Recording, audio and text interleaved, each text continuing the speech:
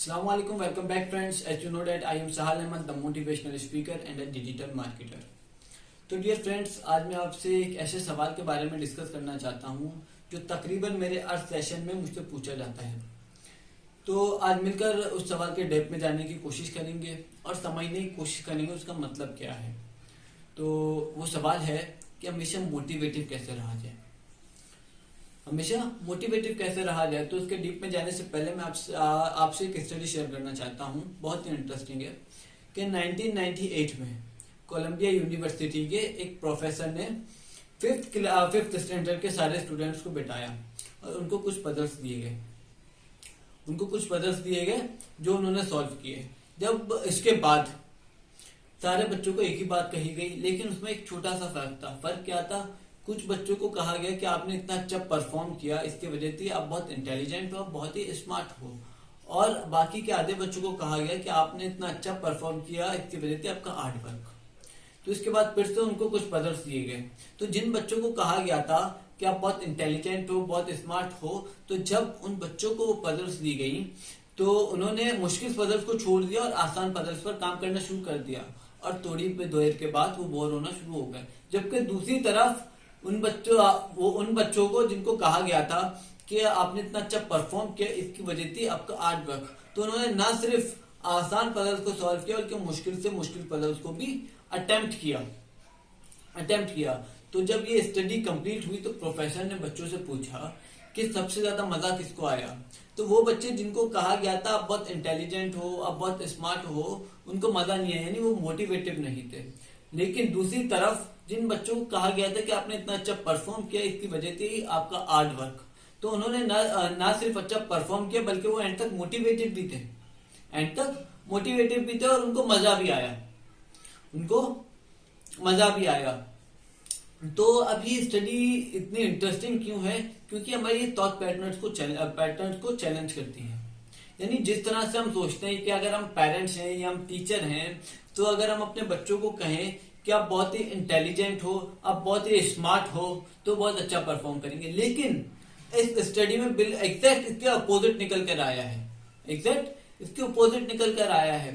तो जो इस स्टडी से जो फैक्टर रिवील हुए हैं उनको समझने के लिए हमें एक कॉन्सेप्ट को समझना पड़ेगा जिसको कहते हैं लूज ऑफ कंट्रोल। यानी जिन बच्चों को कहा गया आप बहुत स्मार्ट हो, बहुत इंटेलिजेंट हो, तो उनका जो लूज ऑफ कंट्रोल था उनके बाहर था। लूज ऑफ कंट्रोल से मेरा मतलब है सेंटर ऑफ कंट्रोल, यानी उनका जो लूज ऑफ कंट्रोल था उनके बाहर था। यानी उनके स्मार्ट होने में, उनके इंटेलिजेंट होने में उनका अपना कोई रोल नहीं है।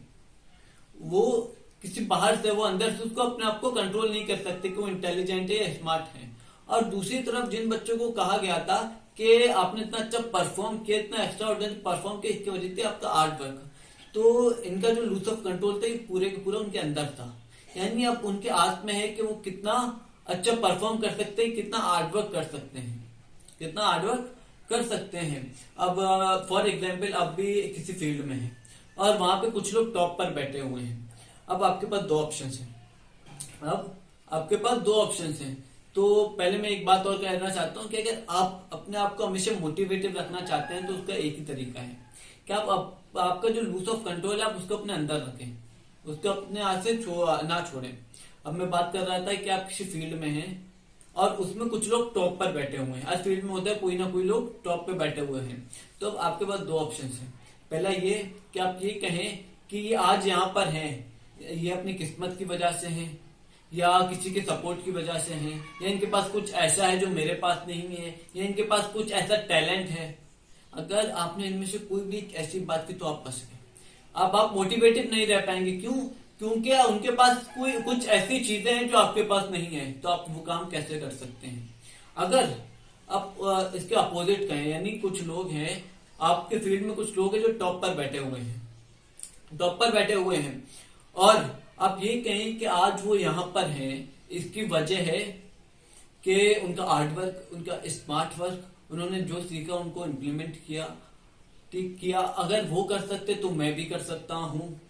ठीक है, अगर आपने ये बातें की, अगर उनमें और मुझ में फर्क है तो सिर्फ टाइम का फर्क है। यानी आज से 10 साल बाद या 20 साल के बाद मैं भी उसी जगह हूंगा या इससे भी आगे जा चुका हूंगा जहां पे आज वो हैं।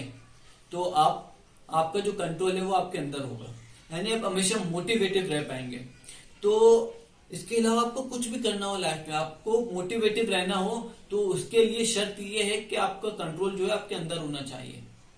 आप अपने कंट्रोल को अपने अंदर रखे, अपने हाथ से ना छोड़े।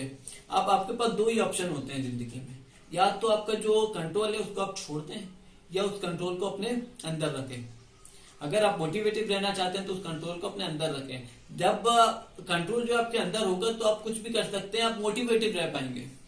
तो wish you all the best, all the best. और इसके अलावा कुछ भी आपको पूछना हो, कुछ सवाल हो, आप नीचे कमेंट बॉक्स में पूछ सकते हैं। इसके अलावा इंस्टाग्राम पर भी पूछ सकते हैं, इंस्टाग्राम पर भी आप मुझे फॉलो कर सकते हैं, पूछ सकते हैं। इंस्टाग्राम का लिंक भी नीचे डिस्क्रिप्शन में मिल जाएगा।